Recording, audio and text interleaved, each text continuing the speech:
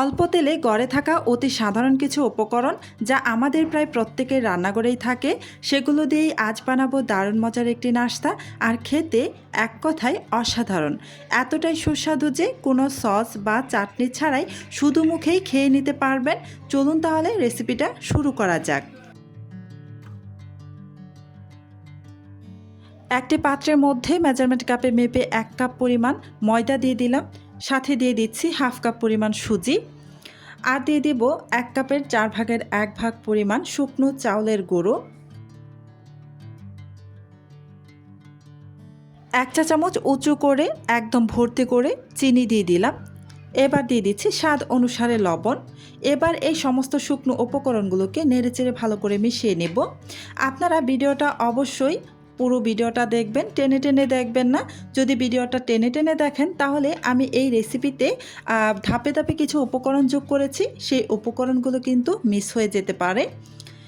এই তো নেড়ে মিশিয়ে নিয়ে এখানে দিয়ে দিলাম হাফ চা চামচ পরিমাণ মরিচের গুঁড়ো আর সামান্য একটু হলুদ গুঁড়ো দিয়ে নাড়াচাড়া করে আবারও একটু মিক্স করে নিচ্ছি।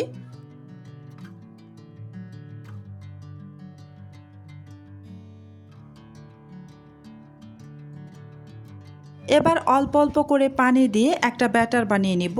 ব্যাটারটা এমনভাবে বানাতে হবে যেন খুব বেশি পাতলা না হয়ে যায়, আর একেবারে থকথকে ঘন ব্যাটারও তৈরি করা যাবে না। মিডিয়াম করে ব্যাটারটা বানিয়ে নিতে হবে।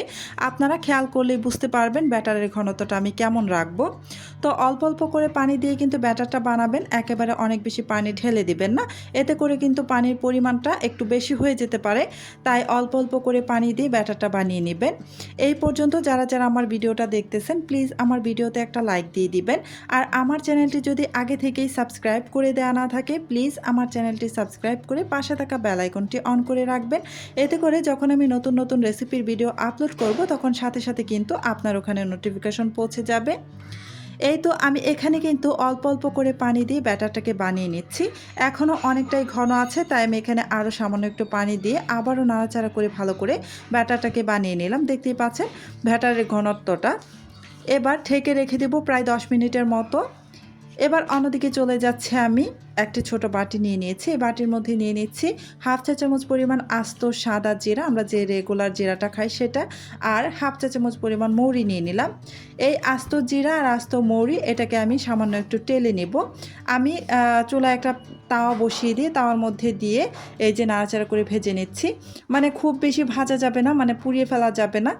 এই যে একটু মুচমুচে করে ভেজে নিয়েছি। এবার এগুলোকে একটু পিষে নিব। তো এমনভাবে পিষে নিতে হবে যেন এই আস্ত জিরা আর মৌরিটা আধা ভাঙ্গা হয়ে গুঁড়ো হয়। একদম মিহি গুঁড়ো করা যাবে না, আধা ভাঙ্গা করে নিতে হবে। এই যে দেখতেই পাচ্ছেন, আপনারা দেখে নিশ্চয়ই বুঝতেই পারছেন আমি কিভাবে রেখেছি। এবার এটাকে আমি একটা সাইডে সরিয়ে রাখবো। আর এই যে আমি ব্যাটারটা যে বানিয়ে রেখেছিলাম সেখানে কিন্তু আমার প্রায় 10 মিনিটের মতো হয়ে গিয়েছে। তো এবার আমি একটু দেখছি, দেখুন ব্যাটারটা কিন্তু আগের তুলনায় আরও একটু ঘন হয়ে গিয়েছে।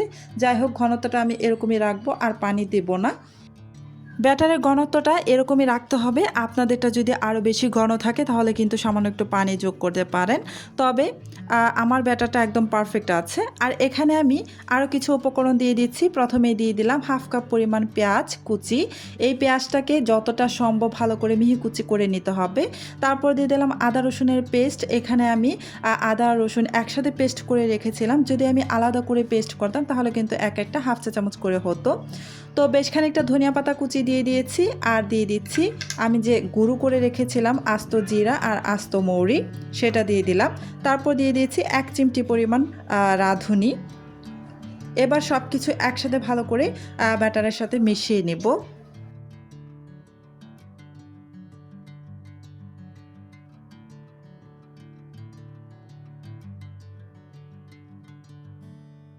ভালো করে মিশিয়ে না হয়ে গিয়েছে। এবার এখানে দিয়ে দিচ্ছি বেশ খানিকটা কাঁচামরিচের কুচি। তো এই নাস্তাটা কিন্তু ঝাল ঝাল করে বানালে খেতে বেশি ভালো লাগে। যারা ঝাল খেতে পছন্দ করেন ওনাদের কাছে কিন্তু এই রেসিপিটা ভীষণ ভালো লাগবে। তবে যারা ঝাল কম খান ওনারা কিন্তু অবশ্যই কাঁচামরিচের পরিমাণটা কমিয়ে দিতে পারেন। তবে এই নাস্তাটা একটু ঝাল ঝাল করে বানালেই খেতে ভীষণ টেস্টি লাগে। তাই আমি বেশ খানিকটা কাঁচামরিচ কুচি দিয়ে নাড়াচাড়া করে ভালো করে মিশিয়ে নিচ্ছি। আমি এখানে শুধু এই কাঁচামরিচ কুচি আর হাফ চা চামচের মতো মরিচের গুঁড়োটা ব্যবহার করেছিলাম ফার্স্টে। তো আপনারা চাইলে কিন্তু এখানে সামান্য একটু চিলি ফ্লেক্সও দিতে পারেন। তো আমি চিলি ফ্লেক্স দেইনি। তো ব্যাটারটা রেডি করে নিয়ে আমি এই যে চলে আসলাম চুলায় একটা প্যান বসিয়ে দিয়েছি। প্যানটা যখন গরম হয়ে এসেছে তখন এখানে আমি খুবই সামান্য একটু তেল দিয়ে ভালো করে পুরো প্যানের মধ্যে তেলটাকে লাগিয়ে নিচ্ছি। এই নাস্তাটা ভাজতে কিন্তু একদম অল্প তেলেই হবে, খুব বেশি তেল লাগবে না। তো সামান্য একটু তেল দিয়ে প্যানটাকে ভালো করে ঘুরিয়ে নিয়ে তারপর এখানে একটি গোল চামচের সাহায্যে ব্যাটার দিয়ে দিচ্ছি। একটা নাস্তা কিন্তু আমি 1 চামচ ব্যাটার দিয়ে দিব। তো এখানে আমি 3টি নাস্তা দিয়ে দিচ্ছি।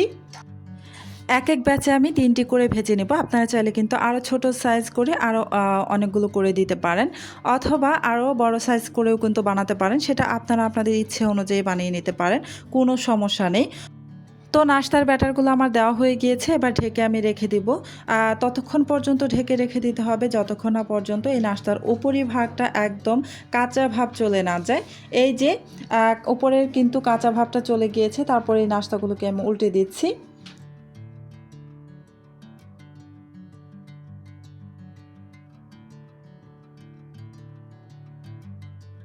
খুব সামান্য একটু তেল দিয়ে দিচ্ছি, অপর পাশটা খুব ভালোভাবে যেন ভাজা হয়। তো আপনারা চাইলে কিন্তু এখানে একদম তেল ছাড়াও নাস্তাটা ভেজে নিতে পারেন। তেলের পরিমাণটা আসলে আপনারা আপনাদের নিজেদের ইচ্ছা অনুযায়ী এখানে ব্যবহার করবেন, কম বা বাড়িয়ে সেটা আপনারা একান্তই আপনাদের ইচ্ছে অনুযায়ী ব্যবহার করবেন। তো আমি এখানে সামান্য তেলে ভেজে নিচ্ছি। আপনারা চাইলে কিন্তু এই নাস্তাটা একদম তেল ছাড়াও ভেজে নিতে পারবেন। সেক্ষেত্রেও কিন্তু প্যান থেকে এই নাস্তাটা খুব ইজিলি কিন্তু উঠে আসবে তেল ছাড়া ভেজে নিলেও। একদম শুকনো প্যানের মধ্যে ব্যাটার দিয়ে কিন্তু নাস্তাটা বানাতে পারবেন। তো এই যে এপিট ওপিট করে আমি নাস্তাগুলো কিন্তু ভেজে নিয়েছি, আর চুলার আঁচ কিন্তু মিডিয়ামে রেখে আমি এই নাস্তাগুলোকে ভেজে নিয়েছি। নাস্তাগুলো ভাজতে কিন্তু একদমই সময় লাগে না, খুবই অল্প সময়ের মধ্যে কিন্তু নাস্তাগুলো ভেজে নেওয়া যায়। তো আমি আরও এক ব্যাচ নাস্তা ভেজে আমি আপনাদের দেখিয়ে দিচ্ছি। আমি আবারও এই যে প্যানের মধ্যে কিন্তু এবার আর তেল দিইনি, আগের তেলেই কিন্তু আমি এই নাস্তার ব্যাটারগুলো দিয়ে দিলাম। 3টি নাস্তার ব্যাটার দিয়ে ঢাকা দিয়ে ঢেকে উপরের ভাবটা যখন কাঁচা অংশটা শুকিয়ে গিয়েছে, তারপর আমি এই যে উল্টে দিলাম। উল্টে দুই পাশে কিন্তু খুব সুন্দর করে কালার করে ভেজে নেব, তাই আমি এখানে সামান্য একটু তেল দিয়ে দিলাম। আমি আবারও বলছি, আপনারা কিন্তু অল্প তেলে বা একদম তেল ছাড়াও নাস্তাটা ভেজে নিতে পারবেন, অথবা আরও বাড়িয়েও তেল দিয়ে ভেজে নিতে পারবেন, সেটা আপনারা আপনাদের ইচ্ছে অনুযায়ী ভেজে নিতে পারেন। তো এই যে এই নাস্তাগুলো কিন্তু ভাজা হয়ে গিয়েছে আমার, খুব সুন্দরভাবে আমি সবগুলো নাস্তা ভেজে নিয়েছি। দেখতে পাচ্ছেন কতটা লোভনীয় লাগছে এই নাস্তাগুলো। এই নাস্তাগুলো এতটাই টেস্টি যে আপনারা যদি খেতে শুরু করেন তাহলে কিন্তু একটার জায়গায় 10টা নাস্তা খেয়ে নিতে পারবেন, শুধু মুখেই। সস বা চাটনি কোনো কিছুরই দরকার পড়বে না। তো আশা করি আজকের নাস্তার রেসিপিটা আপনাদের ভালো লেগেছে। যদি ভালো লেগে থাকে তাহলে ভিডিওটিতে একটি লাইক দিন, আপনার মূল্যবান মতামত কমেন্টে জানাতে ভুলবেন না। আর নতুন নতুন সহজ সুস্বাদু ও অল্প খরচের রেসিপি সবার আগে পেতে আমার চ্যানেলটি সাবস্ক্রাইব করে পাশে থাকা বেল আইকনটি অন করে রাখবেন। আজকের মতো এখানেই শেষ করছি। আল্লাহ হাফেজ।